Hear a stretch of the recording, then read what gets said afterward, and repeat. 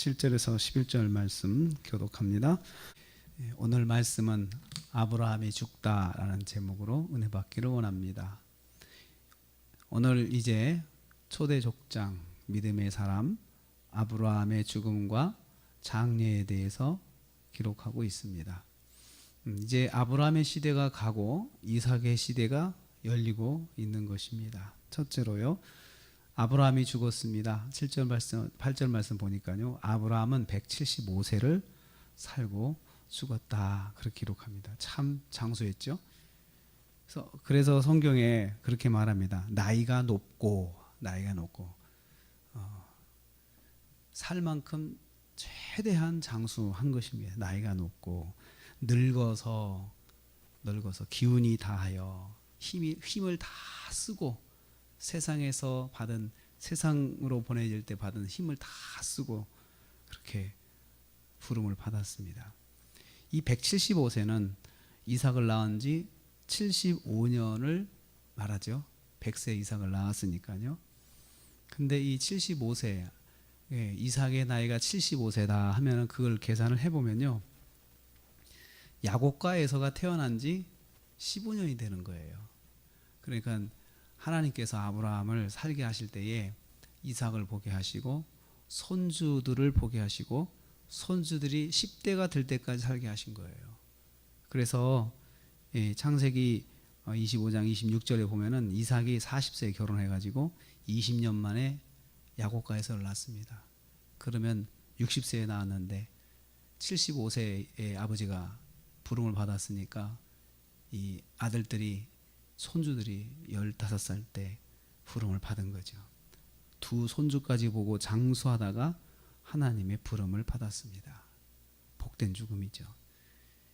8절에 보면 아브라함은 자기 열조에게로 돌아갔다, 이렇게 했습니다. 죽었다라고 표현하지 않고 죽어라고 했지만 사실은 이 말을 다시 표현하면서 열조에게 돌아갔다. 그래서 죽어의 개념은 세상 사람들이 볼 때 죽어라고 하죠. 죽는다라고 했지만 사실은 성경은 열조에게 돌아갔다라고 하는 표현은 온 곳으로 다시 가는 것이잖아요. 그러니까 죽은 거지만 사실은 죽은 것이 아니라는 거예요.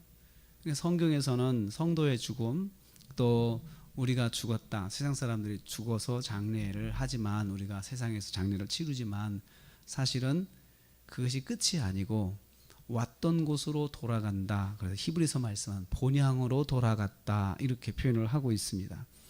그래서 성경에서 말씀하고 있는 성도의 죽음은 죽음이 아니고 계속해서 사는 것입니다.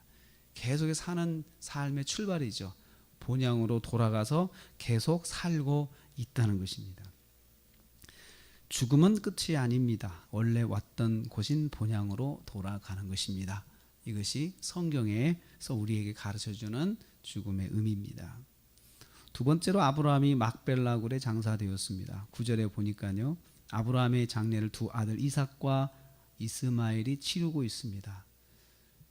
그의 아들들인 이삭과 이스마엘이 장사하였다, 이렇게 기록하고 있습니다. 두 아들이 상주가 되어 힘을 모아 장례를 치르고 있습니다. 그러면 이걸 통해서 볼 때 성경은 이스마엘도 아브라함의 아들로 인정을 해주는 거죠. 또 아브라함이 나중에 후처를 취해가지고 재혼해가지고 그들을 통해서 또 6 아들들이 또 낳았거든요.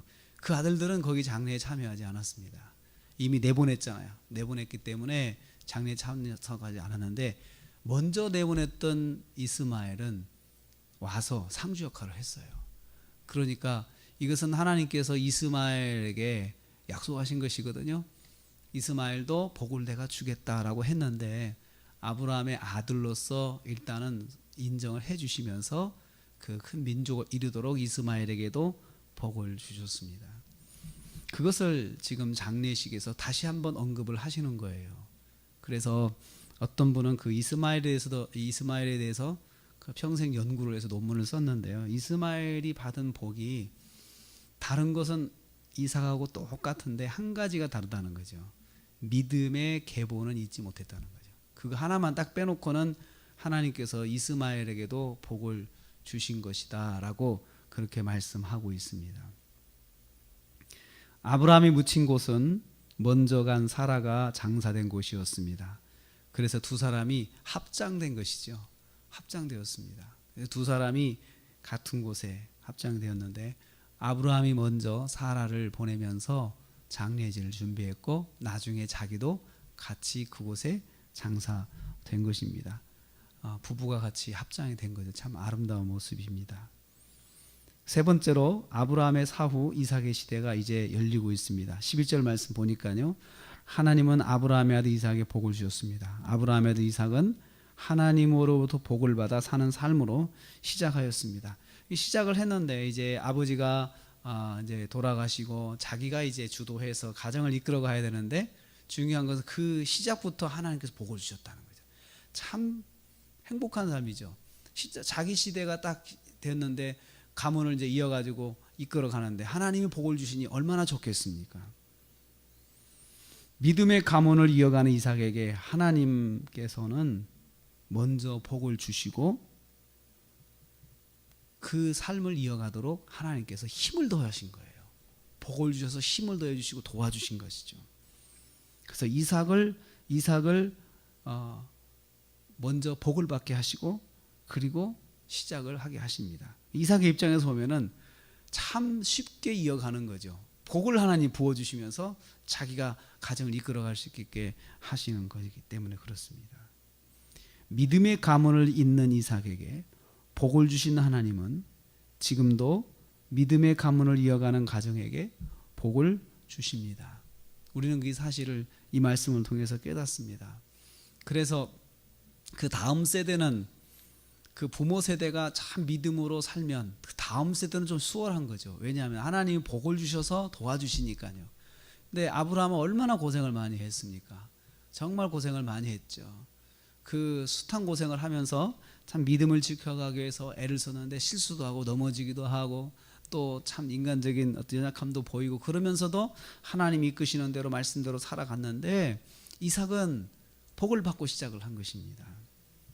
그래서 우리도 그렇게 기도하기를 원합니다. 믿음의 가문을 이어가게 하시고 우리의 자녀들은 복을 받고 시작하게 하옵소서.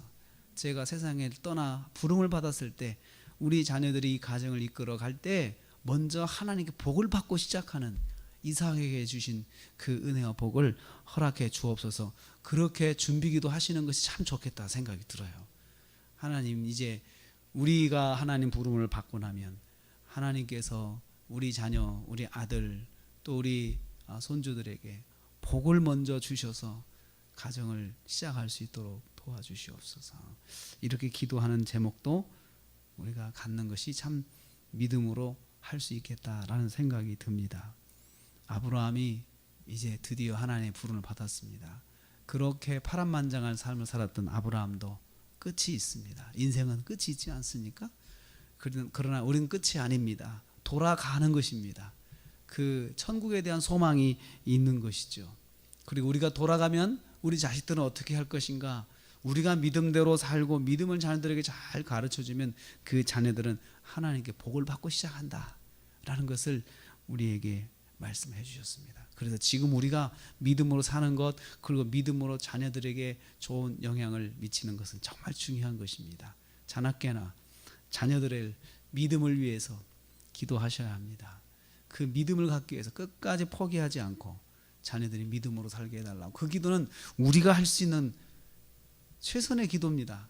역사는 하나님이 하시는 것입니다. 우리는 할 수 있는 것 하나님 우리 자녀가 믿음으로 살게 해주십시오. 믿음의 가문을 이어가게 해주십시오.